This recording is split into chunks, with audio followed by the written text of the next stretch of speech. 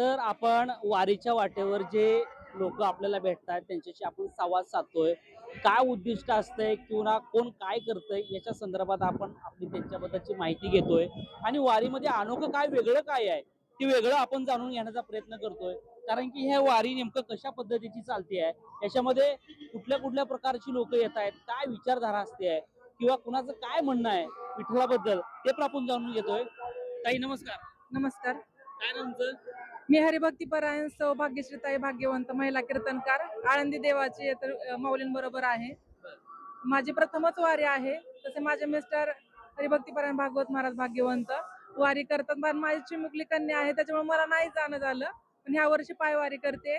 खूप सोहळा आनंदाचा वाटतोय. जरी काही त्रास वाटत असला तरी घरचा त्रास वेगळा, प्रपंचातील त्रास, पण हा परमार्थातील त्रास नव्हे. पांडुरंग परमात्म्याच्या भेटीची आस आहे. टाळी वाजवावी, गुढी उभारावी, वाटही चालावी पंढरीची, किंवा जाता पंढरीचे सुख वाटे जीवा, आनंद केशवा. आता एकच की फक्त पांडुरंग परमात्म्याला ह्या वारीच्या वाटेवर एवढीच प्रार्थना आहे. सर्व भाविक भक्तांना, वारकऱ्यांना सुखाची भक्तिमय अशी वाट या ठिकाणी आज आपण पाहिलं. आळंदीतील प्रस्थान सोहळी जी इंद्रायणी माता जे मानवांच्या काही हस्तक्षेपामुळे दूषित झाली होती, त्यामुळे हा महापूर असावा. तर आपण या वाटेवर चालत असताना थोडीशी स्वच्छता असेल किंवा बाकीच्या गोष्टी असतील, प्रशासनाला आपण मदत केली पाहिजे. कारण खरे वारकरी तर हे सर्वजणच आहेत. आपण फक्त भगवंताचं नामचिंतन करतो, पण पाठीमागे जे आपण स्वच्छता करून जातो, ती स्वच्छतेचा धडा देखील आपण शिकला पाहिजे. आणि ह्याची दान दे का देवा, तुझा विसर न व्हावा, गुण गायी ना आवडी, ह्याची माझी सर्व जोडी. मौली ज्ञानोबरायांची संगत घडावी आणि त्यांचे सानिध्य घडावं, त्यांचं नाम मुखामध्ये राहावं. आणि वारकरी संप्रदायाचा वसा आणि वारसा लहानपणापासून आहे, ही खूप मोठी अमूलाग्र किमतीची गोष्ट आहे. कारण प्रापंचिक वैभव नष्ट होतं, पण परमार्थातील वैभव नष्ट होत नाही. खऱ्या अर्थाने माझ्या आडनावामध्येच भाग्यवंत आहे. म्हणून भाग्यवंत मनोदया, शरण गेले पंढरी राया. मी स्वतःला धन्य समजते, कारण धन्य धन्य जन्म द्याचा, वारकरी पंढरीचा. इतकंच मी या वारीच्या वाटेवर बोलू शकते. मला सांगा की तुमच्या म्हणजे तिकडं वडिलांच्या तिथं कोण संप्रदायात आहे? माझे बाबा बाबा पायवारी करायचे. आता पूर्वीचा जो सोहळा होता, अशा काही सोयी सुविधा नव्हत्या.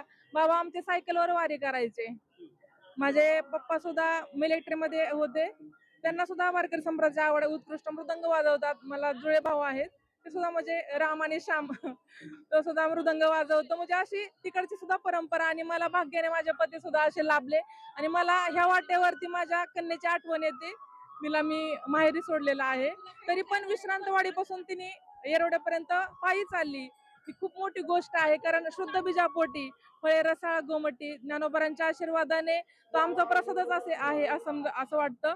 आणि येणाऱ्या पिढीला सुद्धा मी एवढंच आवाहन करू शकते की संपत्ती कमवण्यापेक्षा संतती चांगली कमवा, तेच आपली खरी प्रॉपर्टी असेल, एवढंच मी सांगू शकते. मिस्टर पण त्याच्यामध्ये आहे. हो. तर काय वाटतंय तुम्हाला दोघं पण आता म्हणजे तुम्ही अगोदर वारकरी संप्रदायामध्ये तुमचा वारसा आहे, हो. तुम्ही ते जपतच होता. तर त्या सांगण्यात तुम्हाला पती पण तसे भेटलेला आहे, तर काय वाटतं? मला असं वाटतं की मी पहिली आठवण या ठिकाणी मला जागृत झाली की माझं माहेर बारामती आहे, पण मला पुणेच पाहिजे होतं.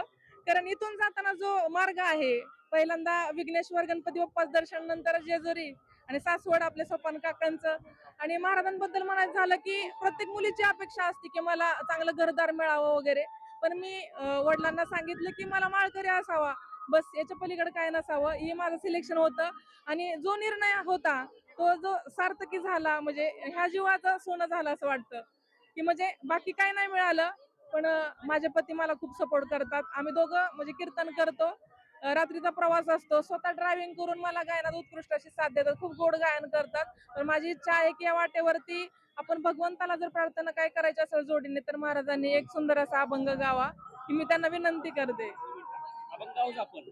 पण मला सांगा की ताईंचं जसं म्हणणं होतं की वडिलांना मला फक्त माळकरीच एक मुलगा असा एवढंच यांचं होतं, गरीब आहे श्रीमंत आहे असं यांचं म्हणणं होतं. पण तसं काय तुमचं काय होतं का? तसं काय नाही माझं, कारण माझी पण एक इच्छा अशी होती की मला पण पत्नी अशी मिळावी की त्यांनी पण पुढे चालून वारकरी संप्रदायाचा वसा वारसा त्यांनी चालवला पाहिजे. तसं ते स्वतः म्हणजे चांगल्या पद्धतीने कीर्तनाच्या माध्यमातून, प्रवचनाच्या माध्यमातून, गायनाच्या माध्यमातून ते पुढे आमचा वारसा आणि वसा चालवतो. तर आता काय म्हणणार आहे तुम्ही? आता आपण चाललोय वारीच्या वाटेवर, तर तुकोबारायांचा एक अभंग आहे, वाटही चालावी पंढरीची, टाळी वाजवावी गुढी उभारावी. टाळी वाजवावी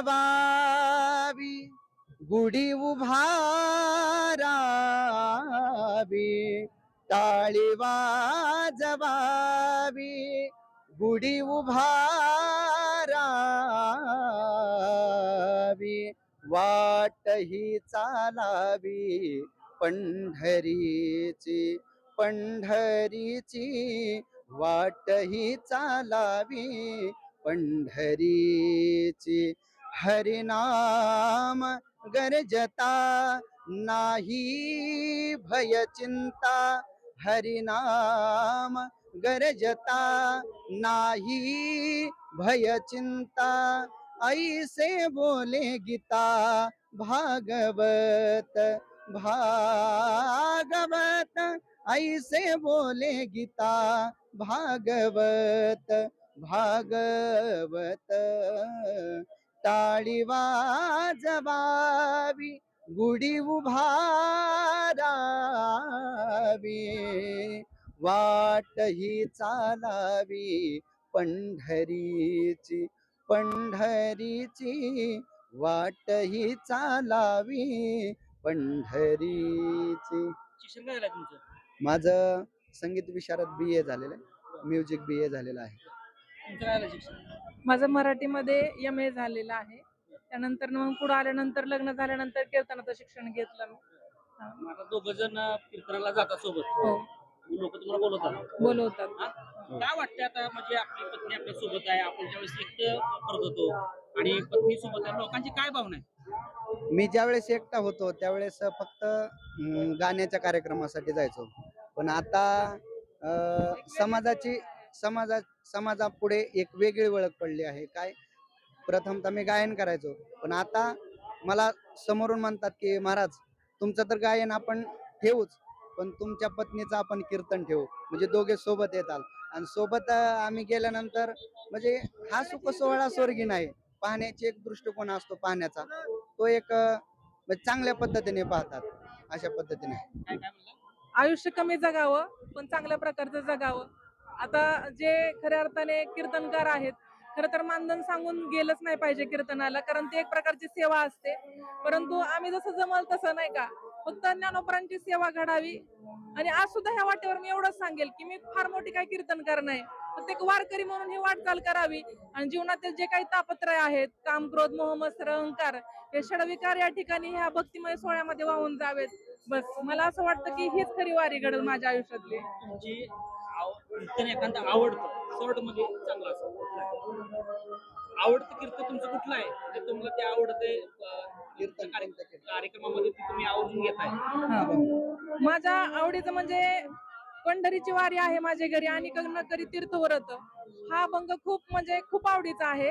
आणि तो म्हणजे प्रत्येक प्रसंगानुसार कीर्तन निवडावं लागतं. वर श्राद्धाचे वेगळं कीर्तन म्हणजे अभंग असतो, किंवा तो वारीच्या वाटेवरती वेगवेगळे अभंग त्या अनुसार.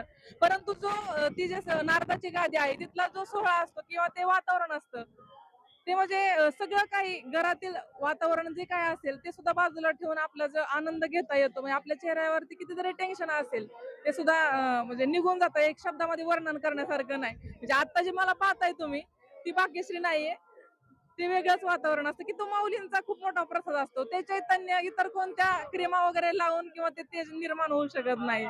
आज या ठिकाणी बालकलाकार आमच्या सोबत आहेत, ताई आहेत त्या ठिकाणी, ह्या वयामध्ये हे वारी करतायत. हे आपल्या महाराष्ट्राचं खूप मोठं वैभव आहे. महाराष्ट्र ही संतांची भूमी आहे, ज्ञानोबरांची भूमी आहे, तुकोबारांची भूमी आहे. हे सांगताना सुद्धा म्हणजे खूप मोठा म्हणतात ना, भरतखंडे नरदेह प्राप्ती येतो परम भाग्याची संपत्ती. या महाराष्ट्र भूमीमध्ये, या भारत भूमी आपण जन्माला आलो आणि आज ज्ञानोबरांच्या पालखी सोहळ्याबरोबर आहोत. खूप मोठं गौरवशाली गोष्ट आहे, आनंदाची गोष्ट आहे. जगदीश पहिली वार आहे का? हा पहिली वार आहे का? हा काय वाटते वार झाल्यावर? खूप अच्छा वाटते, सुद्धा वाटते. तुमचं काय नाव? रोहन हा? रोहन कुठला? बुलढाणा. काय वाटते पहिली वारी अनुभव? चांगलं वाटते. बर, पुढच्या वर्षी येणार का अजून? हा तुमचं काय नाव? काजल. बर, काय वाटते वारी बद्दल? खूप मस्त वाटते, माझी पहिलीच वारी आहे ही. आणि एवढ्याशा वयात मला म्हणजे असं घरच्यांनी पण मला असं पाठवलं, हे माझं खूप मोठं भाग्य आहे.